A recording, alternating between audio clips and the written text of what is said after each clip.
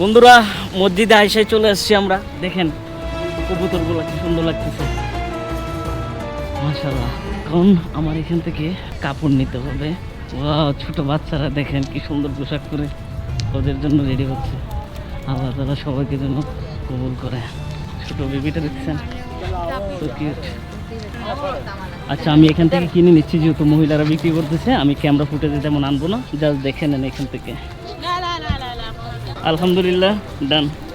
সব সাদা আর সাদা। একটা কথা বলে রাখি, আপনার কিন্তু পোশাকের ক্ষেত্রে খেয়াল রাখতে হবে সেলাই করা ছাড়া, মানে এমন পোশাক নিতে হবে যেটাতে শিলি নেই। এবং এই পোশাক পরার পরে আপনারা কিন্তু কোনো ধরনের মানে হলো যে মানে ক্ষতিকর প্রাণী ছাড়া কোনো ধরনের প্রাণী কিন্তু আপনারা মারতে পারবেন না। দেন হলো যে কোনো ধরনের আপনার এমন কোনো কাজ করা কিন্তু যাবে না। কাজের ভিতর অনেক কিছুই থাকে। এখন আমি ভিতরে যাব, ভিতরে গিয়ে আমি রেডি হচ্ছি।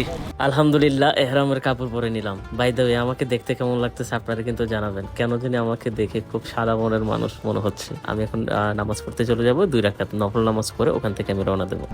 বন্ধুরা, মসজিদে আয়েশা, এখান থেকে আমি এখন নামাজ পড়ে নিয়ত বেঁধে ফেললাম। এখন চলে যাব আমি মক্কার উদ্দেশ্যে।